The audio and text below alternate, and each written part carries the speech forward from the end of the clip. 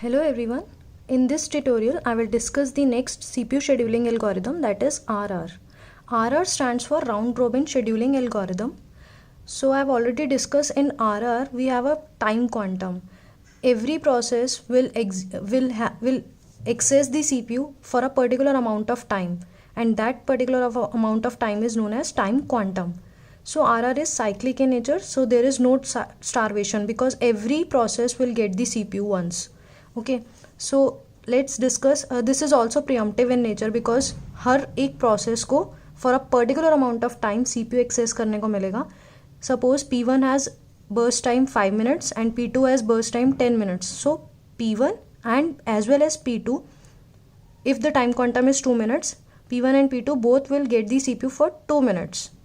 Okay, so every process will get the CPU for a particular amount of time. So let's discuss this in detail with the help of an example. So this is the example. Okay, these are 4 processes and each has various burst time and time quantum is given 5 minutes. So every process, RR means every process will get the CPU for 5 minutes. अगर उसका burst time 21 है, then also it will get the CPU for 5 seconds. And it can be 5 minutes or 5 seconds or 5 nanoseconds. Okay, so this is not the issue that I'm saying minutes or seconds. So if its burst time is 21, it will get the CPU for 5. Okay, so let's discuss this now. So in this example also we have to calculate average wait time and average turnaround time. Okay, so let's calculate this with the help. First draw this Gantt chart. Okay, according to RR, every process will get the CPU for 5 minutes. Okay, so let's draw this, and they will get the CPU in the way they are standing in a ready queue. Okay, so first turn is P1. P1 का burst time है 21 and it will get the CPU for 5 minutes. So 0 to 5 P1 will get the CPU. Okay, so अभी इसका remaining time कितना बच गया? 16. ठीक है, अब ये 21 नहीं है, 16 इसको अभी और एक्सेस करना है. सो P1 will now stand at the back in okay, यहाँ पे P4 के पीछे आके खड़ा हो जाएगा P1. ठीक है, अब P2 की टर्न आई. P2 को भी 5 मिनट्स के लिए मिलेगा, बट इसका बर्स्ट टाइम 3 मिनट्स ही है. So it doesn't want 5 minutes, it leaves the CPU after 3 minutes. So 5 + 3 8 and P2. So P2 को अब P2 is not standing in a ready queue. Now P3 turns. Okay, so P3 will get the CPU for 5 minutes. 5 minutes के लिए हर किसी process को CPU मिलेगा. Okay, so P3 will get the CPU for 5 minutes. 8 + 5 which is 13. और इसका remaining कितना बच गया? 1. It needs CPU for 1 minute all now. So now the turn P4. P4 will need the CPU only for 2 minutes. ठीक है, तो 13 + 2 is 15. P4 15 और ये भी अब वापस चला गया. P4 के पीछे कौन लगा हुआ था? P1 लगा हुआ था. नाउ P1 की टर्न आती है. P1 को फिर अगेन 5 मिनट्स के लिए मिलेगा.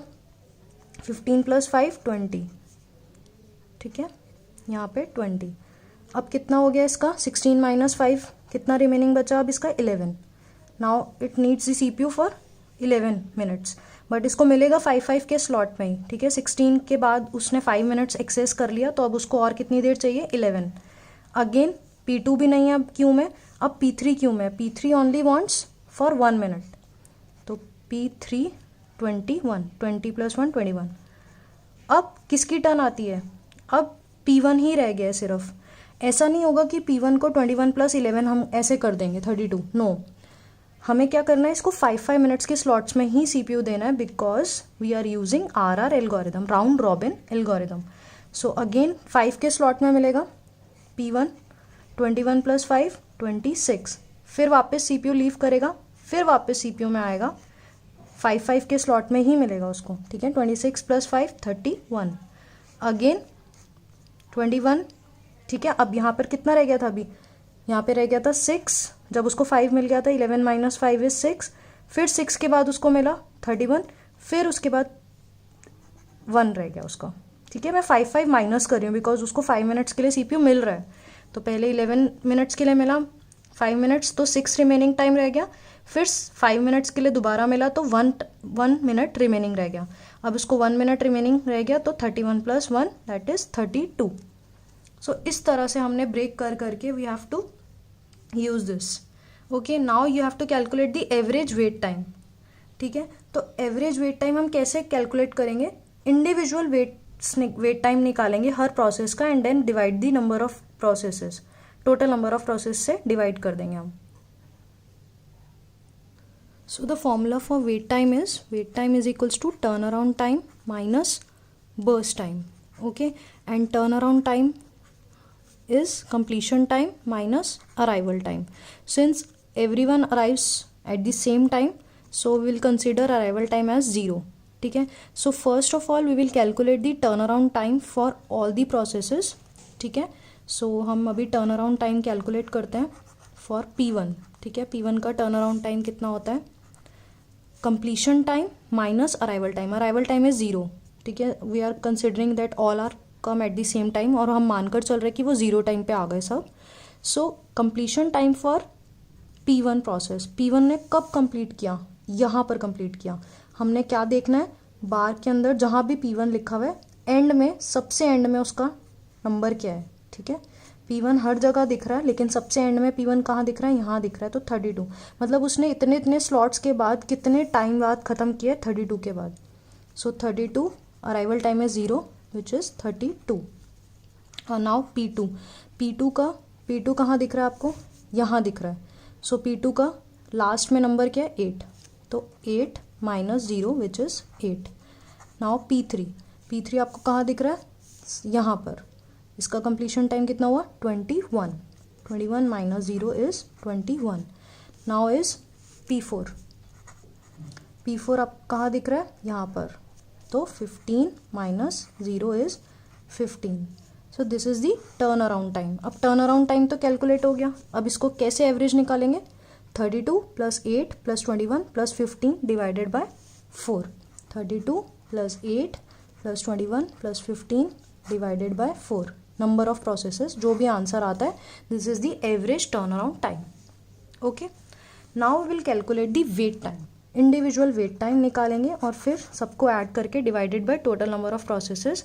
ठीक है, so wait time for P1, turn around time minus burst time, which is what is the turn around time for P1? 32 and what is the burst time? 21. Okay, now P2 का turn around time कितना है? सो P2 का completion time कितना है? Sorry, turn around time minus burst time. ठीक है, तो turn around time of P2 is 8 minus burst time is 3. 8 - 3 is 5. P3 का turn around time is 21 and average wait time is burst time is 6. Now the wait time for P4 का wait time is turn around time minus burst time. Turn around time for P4 is 15 and burst time is 2 which is 13. So now we have individual wait times. So calculate करेंगे हम average wait time. तो 11 + 5 + 15 + 13 divided by 4 is the average wait time. So this is how we calculate this average wait time and average turn around time for round robin. Okay, so round robin में basically हमने क्या किया है? 5 के slots. अगर यहाँ पे time quantum 5 है तो हम 5 के स्लॉट्स में प्रोसेसेस को CPU देंगे. ठीक है, और अगर किसी का रिमेनिंग बच गया तो वो पीछे लाइन में लगेगा और जो भी उसका रिमेनिंग होगा फिर से उसको 5 स्लॉट के लिए मिलेगा. अगेन उसका जो रिमेनिंग होगा देन अगेन उसको 5 के स्लॉट्स में मिलेगा. इस तरह से हम इसको सॉल्व करते हैं क्वेश्चंस को. Okay, you can solve more questions and thanks for watching my video. Please subscribe and like my channel. Thank you so much guys.